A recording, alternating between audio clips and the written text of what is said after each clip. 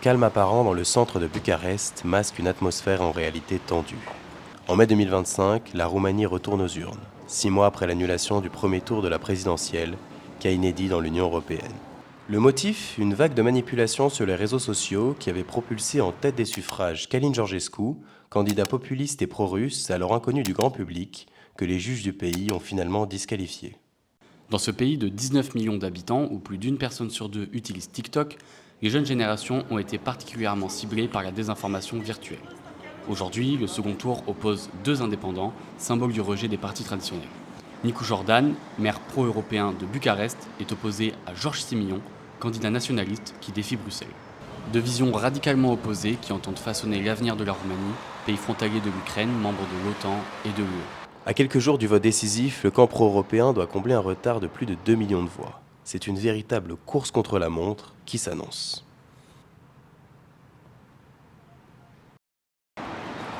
Tract à l'effigie de Nicu Jordan en main, le camp pro-européen se rassemble chaque soir devant les stations de métro les plus fréquentées de Bucarest.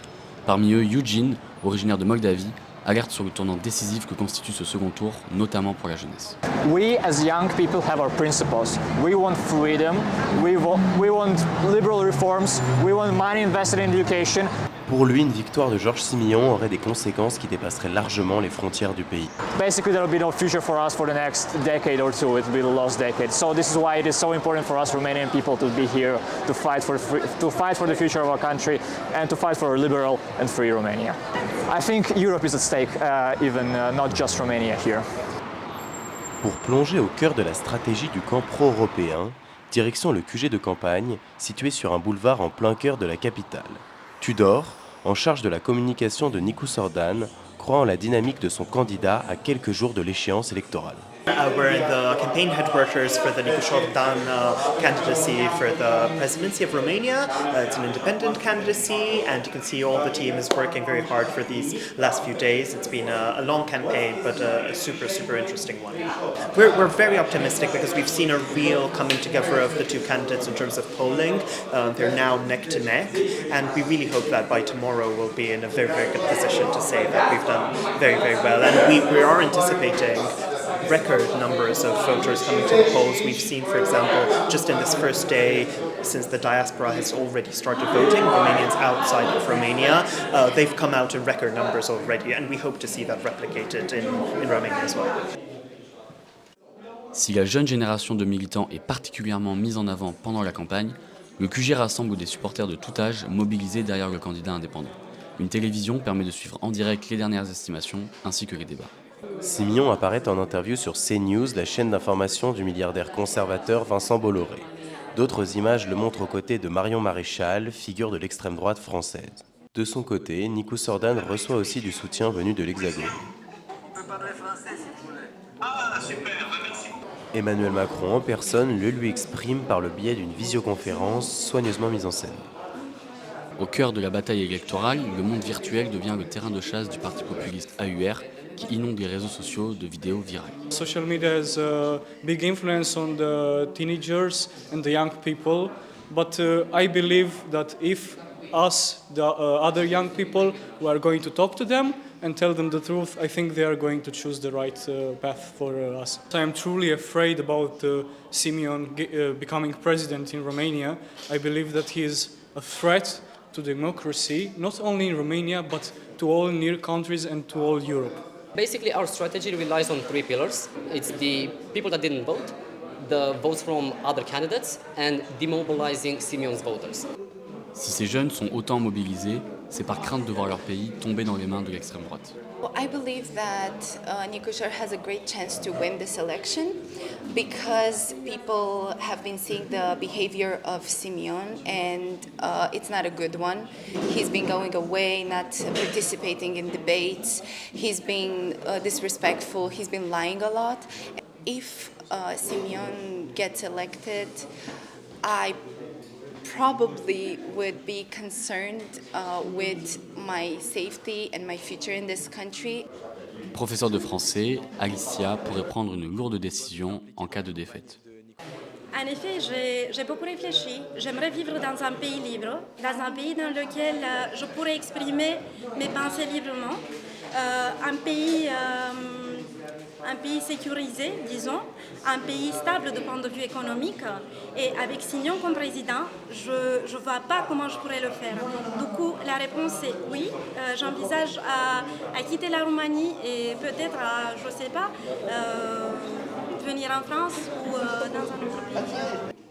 Alors même que les sondages sont très serrés, le moral reste au beau fixe chez ses supporters qui s'autorisent même quelques imitations pour promouvoir leur champion. Le soleil se couche sur le parc Erastraou au nord de la ville. Demain, la Roumanie clôturera sa 10e élection présidentielle depuis la chute du régime communiste en 1989. C'est le jour J, dimanche 18 mai, second tour de l'élection présidentielle. Dès 7h du matin, les électeurs se pressent au bureau de vote, ouvert jusqu'à 21h. Bien que le scrutin se veuille le plus transparent possible, surtout après le trouble électoral de 2024, nous n'avons pas été autorisés à filmer à l'intérieur de l'un d'eux. Ce soir, la Roumanie connaîtra son avenir. De retour au QG de campagne de Nicu Sordan, militants, journalistes et élus sont déjà présents dans l'attente des premières estimations. Nicu Sordan est sans doute dans la bonne dynamique, mais il faut mobiliser encore des gens pour aller voter. C'est très important. En fait, je pense que c'est l'histoire qui s'écrit, parce qu'on a Nicu Sordan qui est un candidat qui représente par définition les valeurs européennes. De l'autre côté, un candidat extrémiste qui représente l'isolationnisme et tout ce qui est de pire. Je pense que les Roumains, surtout les plus anciens, ils se rappellent de l'époque communiste et personne ne veut revivre ça. Pourtant, ce n'est pas depuis son QG que le maire de Bucarest prendra connaissance des résultats, mais quelques centaines de mètres plus loin, en extérieur. Il a donné rendez-vous à ses supporters dans un parc du centre-ville où se pressent déjà les télévisions du monde entier. Les militants qui ont répondu à l'appel se massent aux abords du point de rendez-vous, attendant des résultats désormais imminents. Nicu Sordan fend la foule pour gagner l'estrade. Peut-être connaît-il déjà de premières estimations sorties des urnes.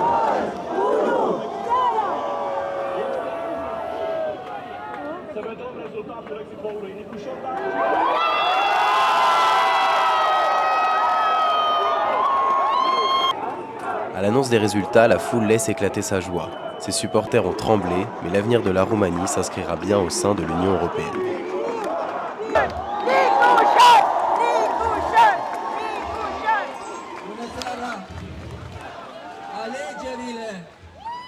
Alegerile nu sunt despre politicieni, alegerile sunt despre comunități.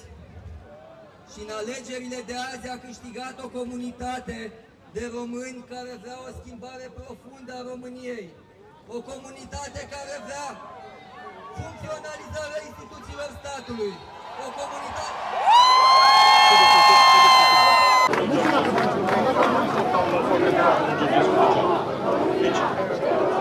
It means that we will keep the European path. We are going to have a lot of prosperity, and we are very, very happy that we will no longer have a mayor here in Bucharest. He's going to be the next president, so we are very happy. Après un bref discours, le nouveau président rejoint son équipe de campagne. Peu à peu, des milliers de personnes descendent dans les rues de la capitale pour célébrer la victoire. Nous nous trouvons ici dans le centre de Bucarest. Juste derrière moi, Nicu Sordan, qui est le nouveau président de la Roumanie, s'est exprimé il y a quelques minutes juste après sa victoire. Il a remporté pour l'instant, selon les sondages, plus de 55% des voix. Et c'est un véritable soulagement pour le camp pro-européen qui s'est rassemblé et qui fêtera sûrement toute la nuit. Quelques minutes après l'annonce des premières estimations, le candidat pro-nationaliste et anti-européen Georges Simion a directement contesté les premiers résultats. He's always doing that. He's always doing that. So you don't believe him? No. No. He's a liar. And what do you expect from Nicu Sordan? I mean, nothing at all, because I don't think that he can do miracles. We're still very divided as a society right now, and I think he got not an easy job to do in the next 5 years. Dans la foule, un drapeau un peu particulier attire l'œil. Il date de l'époque où les Roumains ont arraché le symbole de la dictature communiste.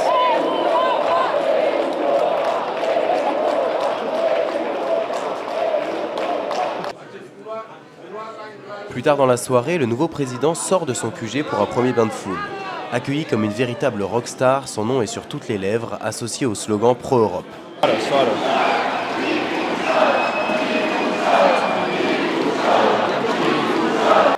La nouvelle vient de tomber. Georges Sémillon a officiellement reconnu sa défaite. La dernière élection présidentielle étant encore dans toutes les têtes, ses militants le savent, la Roumanie vient d'échapper de justesse à une nouvelle crise politique qui n'aurait pas manqué de fragiliser davantage ses institutions démocratiques.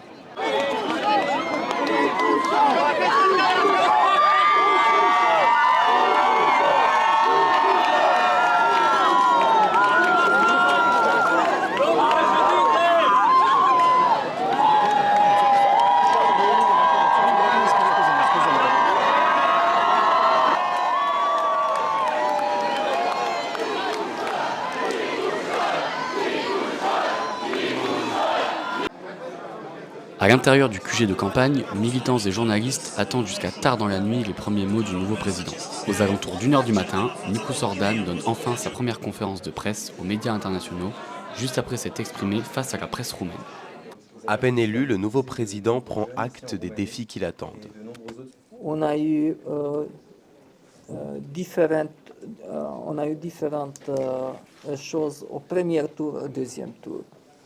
Au premier tour, c'était une question système-antisystème. Au deuxième tour, c'était une question Europe ou pas Europe. On doit réformer l'État roumain. On doit réformer la justice roumaine. On doit réduire la corruption et qu'il y a besoin de l'effort de la société pour tout cela. Alors que de nombreux soupçons d'ingérence russe ont secoué la campagne électorale, Nicu Sordan réaffirme sa volonté de voir l'Union européenne unie face au Kremlin. We are Europe. Le lendemain matin, le calme a regagné la capitale et la vie reprend patiemment son cours. Après cette élection qui marque un tournant dans l'histoire de la Roumanie post-communiste, nous retrouvons Silvia Marton, professeure en sciences politiques à l'université de Bucarest. Elle nous partage son point de vue. Je pensais que le second tour, le résultat sera très serré, mais au profit de son contre-candidat, George Simion. Une surprise, bien sûr, de mon point de vue, agréable, non, la mobilisation exemplaire des citoyens, des électeurs de Roumanie, mais également des électeurs qui vivent en dehors de la Roumanie, dans ce qu'on appelle la diaspora.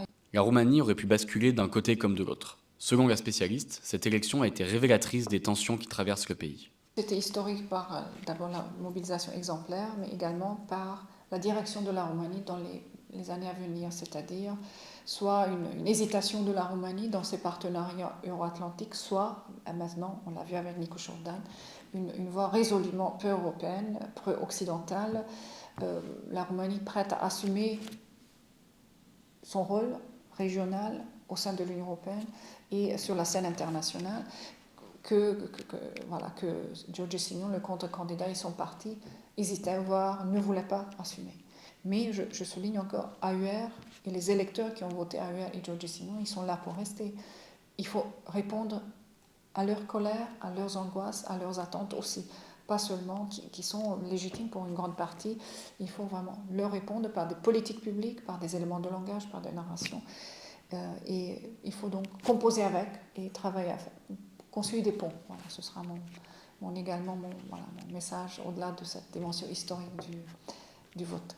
Pour mener à bien les grands chantiers qu'il a promis à son peuple, Nicu Sordan devra parvenir à rassembler un pays fracturé entre centres urbains modernes et régions rurales encore marginalisées. Le 20 juin dernier, il a nommé Ili Boghojan, homme politique de centre-droit, au poste de Premier ministre.